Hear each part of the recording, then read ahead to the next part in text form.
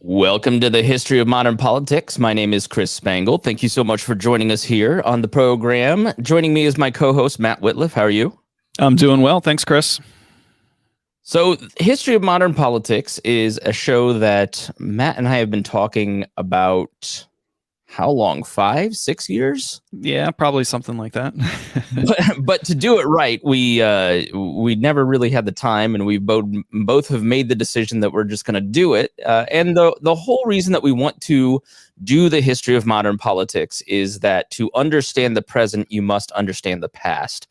And we're both history nerds. And as you study history, you start to see the same common themes popping up throughout history.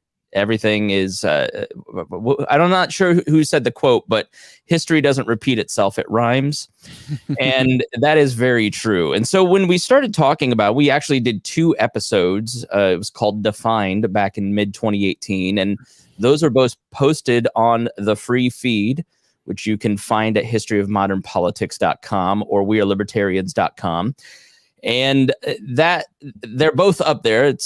And we were going to define terms.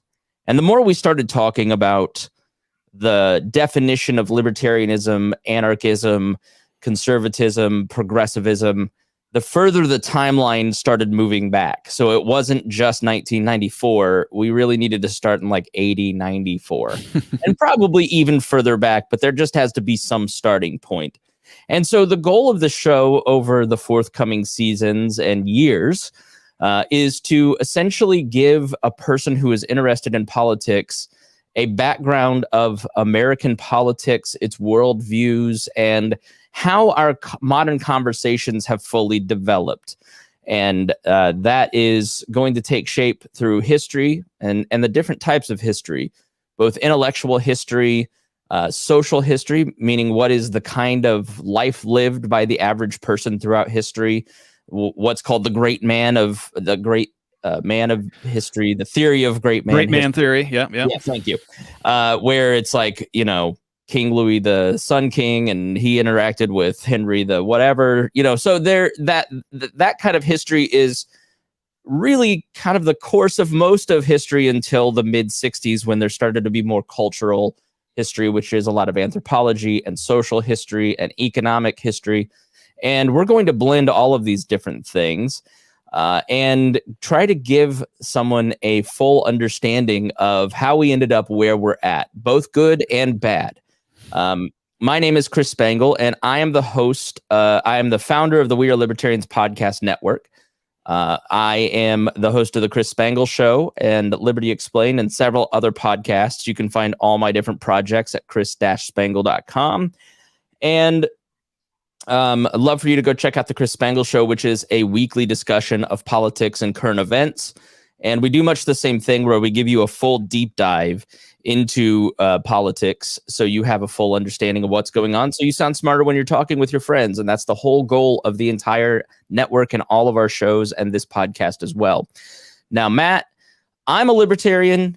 You and I met in the libertarian world. We are both libertarians, like more like classical liberals, independent, moderate types of libertarians in general. We want to acknowledge our bias here and say that we will be fair to all different parties, when talking about the right, the left, the middle, and different groups throughout history. But I think it's only fair that we acknowledge that we do have a political point of view and where we come from.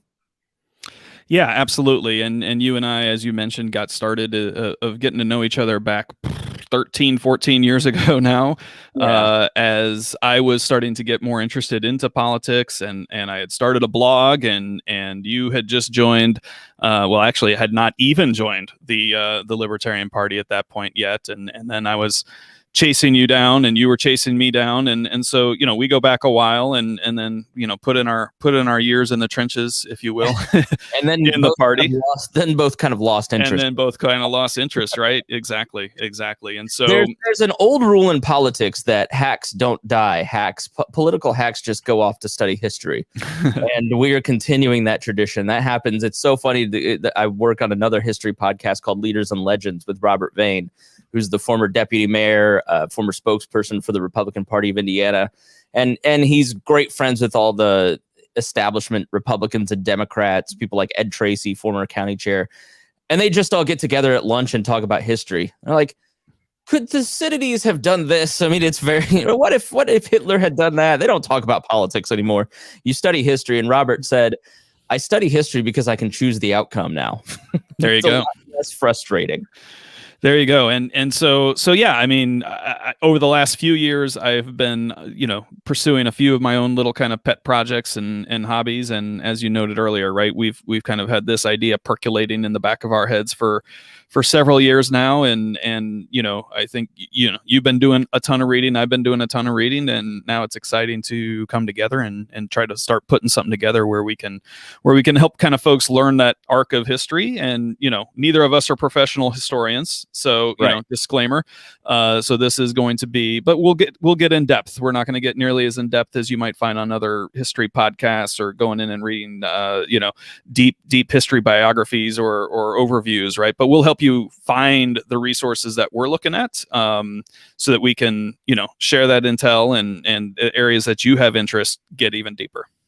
Yeah, I mean, for me, I've been a huge history nerd since I was a kid. We used to go to St. Augustine, Florida as kids, and I have tape of me at 5 years old giving history tours, little history podcasts that I'll play on the show maybe sometime. But I have really wanted to do this show for a long time. And, there are great shows like Dan Carlin's Hardcore History that we've been influenced by, or the History of Britain. I'm not sure the name of the guy that does it, but he does a great job. But it's very in depth. I mean, he's done this since 2013, and he's still in like 1066. So we don't want to do that. We want to. This is not going to be exhaustive by any means. This is going to be an overview, and then give you resources to go check out further things, just so you're aware. I think awareness, and then you can dive deeper on your own. We're certainly, like you said, not professional historians. I am a history major at IUPUI, currently working. And part of the reason that this has gotten started is I went back to school to learn how to do history, to learn how to research, to learn how to read, like in depth for a project like this. And I got an A+ in history of the history of Britain before 1688 last semester. And I was like, this is really cool. That's what I started reaching out to Matt and saying, let's take a look at restarting this project. And I'm basically using my history degree to output content here. So I'm paying to do this show. Yeah, that's awesome. $300 a credit hour. And then, my love of history goes way back too, right? So I think on our little bio, I talked about writing books in crayons, right, when I was a kid. But like literally, I actually found it cleaning out the basement the other day, a book that I wrote, which was basically just copying encyclopedia entries, but as a first grader, of every single president up at that time, up to Ronald Reagan, right, with their their biographical sketch, where they were born, who their wife was, what president number they were, etc.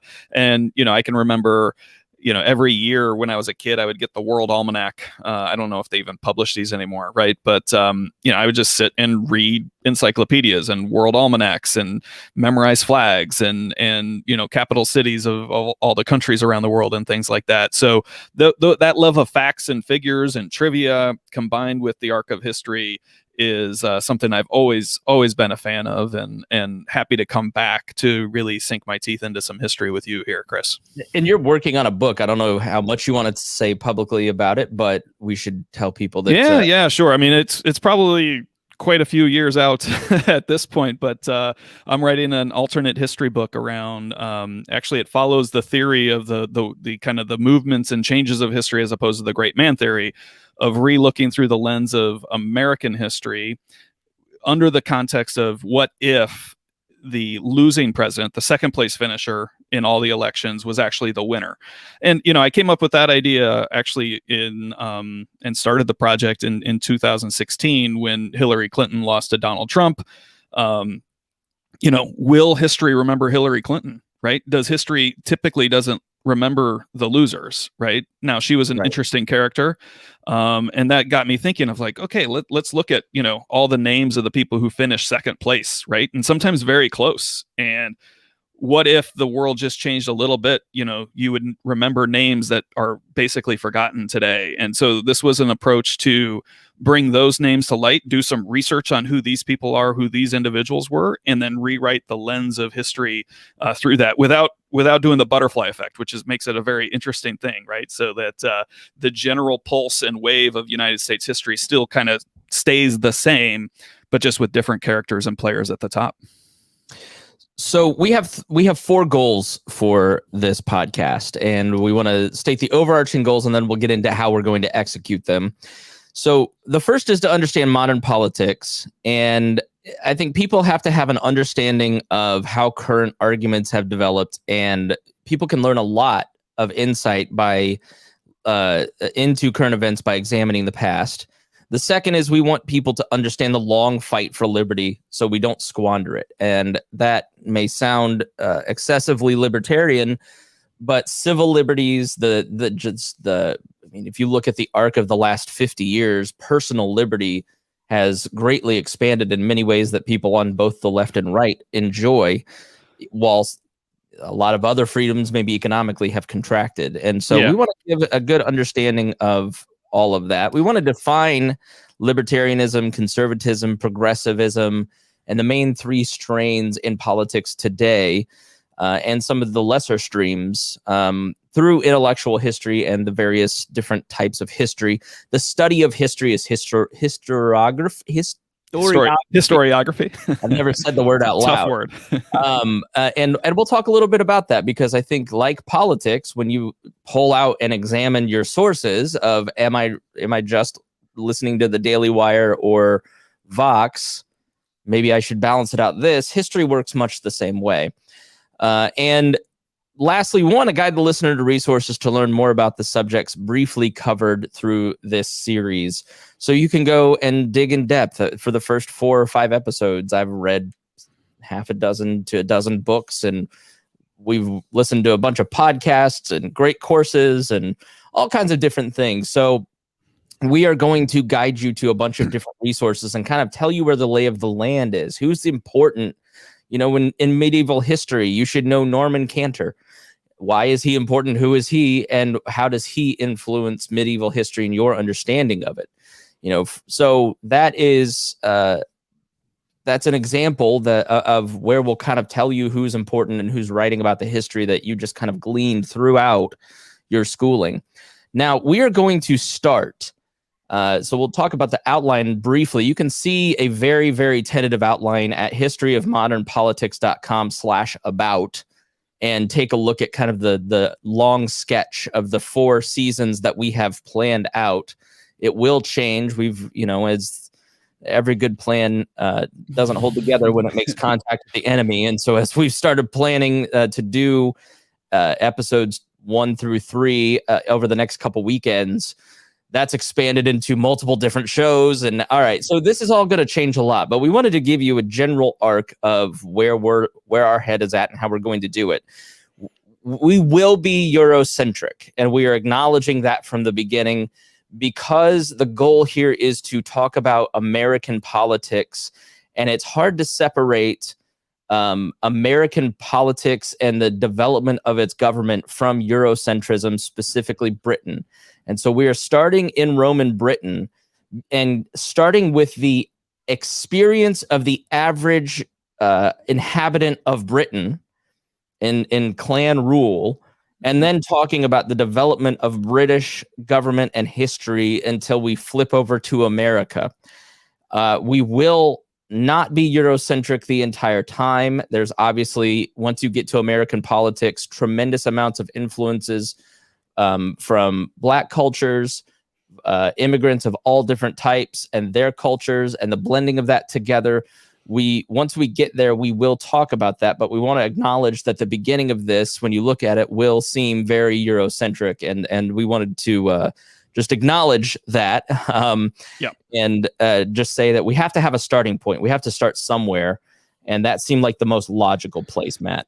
Yeah, absolutely. And while there have been threads of forms of government that exist in other parts of the world, in the East, in Africa, throughout history, that have had tinges of similarities to what we think of today as a modern liberal democracy. At the end of the day, where it really came to fruition, that type of concept of government was in the West, right? And with the birth of America and the Great Experiment and the revolutions of France, and we'll get to all that. It's going to be super exciting, but that is where the thought process and the the birth of the American idea, if you will, and the politics thereof, that's where it all kind of comes from. So we'll go on that journey, and as we can sprinkle in influences and relevant content from other cultures, we certainly want to do that. But yeah, absolutely, we are taking that Eurocentric approach, not because we think it's better, right? But Yeah. that's just how we got to where we are today. Yeah, I think once you get to the 20th century, you have to look at a lot of different Black political thought, and this not just the civil rights area, but Du Bois and the different arguments, Marcus Garvey, and some of that. And we will cover that stuff. But we are also not starting in ancient Greece or Sumeria. And that is because a lot of what we understand about ancient Greece and some of those cultures is a fairly new development. I mean, people in Europe, for instance, didn't have a lot of cognition of, Plato and Aristotle until the Arabs brought it to them in the Middle Ages, near the Renaissance era. And the Victorian era is what really threw gasoline on our understanding of the classics and ancient cultures. And then the 20th century with archaeology developing. And so we didn't want to start with the human experience in those ancient BC cultures. We wanted to take more of the intellectual history approach and give you a view of how politics developed from the most common experience of the guy living in the thatched hut in the Isle of Wales or Britain or England, or what at the time was called Wessex, or so we are Wessex, Sussex, Essex, all those different ones. So we are not starting in Greece for that reason. A lot of histories will start with the ancients, and we are not doing it that way. We're starting around 94 AD, or the Common Era, as historians would call it. So now let's talk about the particulars. We are looking at 2 a month. And that our original goal was 1 a month, but we figured we'd probably break this into 2 a month, and make the episodes 45 minutes to an hour. We are not going to do 4 or 5 hour history podcasts, although the history listener is accustomed to that and often likes that. We wanted to kind of make it a little more accessible, and less daunting, because sometimes your average person will look and see a 4-hour podcast, and even though it's the most brilliant content you've ever heard, like the Armageddon podcast by Dan Carlin, a lot of people won't start with that. This is an idea that originally started as a thank you to the patrons of We Are Libertarians. And so I have been promising this to the patrons of the We Are Libertarians podcast network for years at this point. And they're going first. And so they're going to get, if you are a patron of the We Are Libertarians podcast network at joinwalplus.com, WAL+.com, then you'll get the episodes in full 6 to 9 months before the public will.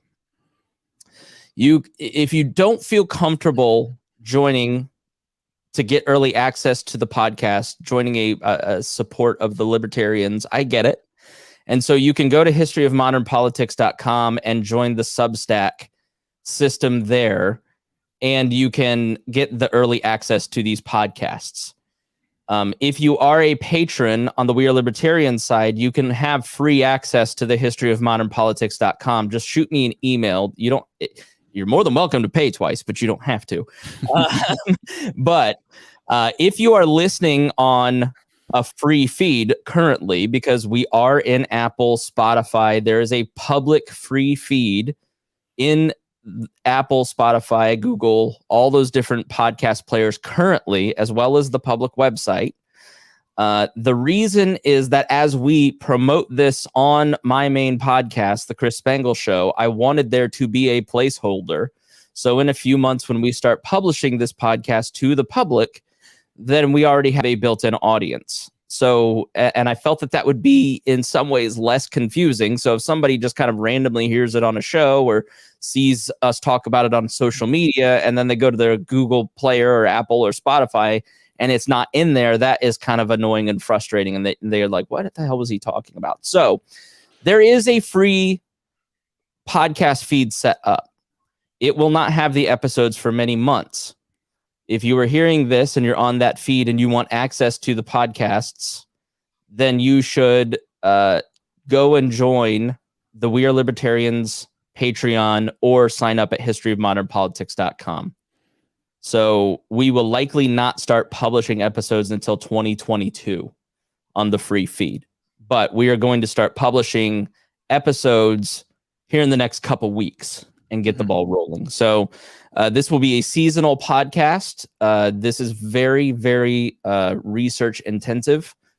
I myself am reading a couple hours a day and have been for months for just the first few episodes. We're both listening to a ton. My whole life is medieval history and medieval government. And so you just at some point need to have a break. And so, as soon as we finish these episodes that we've got planned out, the first 2, 3, 4, we're going to immediately start jumping into researching the next set of episodes. And then at some point we're going to want to break. Yep. So it will be seasonal, and we have not determined that break. So, and if you've got any questions, comments, concerns, corrections, my email is chris@chrisspangle.com, and you can also email info@historyofmodernpolitics.com. Matt, I don't know if you want to put your email out there. If you can find it over on historyofmodernpolitics.com and check out the About Us, and my email is in there. All right, perfect. Yeah, and you can follow us on our social media through that same page if you want to join us there. So, did I cover everything? Did I explain? Yeah, I think so. Great overview, and we're really excited to get this going. And thanks for covering all that, Chris. Absolutely. Well, thank you for helping do this. I am I'm a buckshot when it comes to research. I'm like, I'm going to read 8 books at a time and try to absorb all this information and then just blurt it out. Matt is a systems person, an engineer type, and he's like, here's this outline that numbers 53 pages, and here's the structure of what we ought to do. I'm like, perfect. So thank you to you for your systematic brain. Yeah, and unfortunately, I think we're up to 6 seasons now, Chris, instead of 4. So, but as you noted, it's ambitious, and things are likely to change, and we will see how the outline flows as we get into it. Great. All right. Well, please go subscribe at historyofmodernpolitics.com or join wallplus.com. Make sure you check out our Twitter at historymodpod. They have, I don't know if you've seen this, Matt, but they've already banned us. Like if you go to Twitter, if you go to sign up, it says this has some suspicious activity.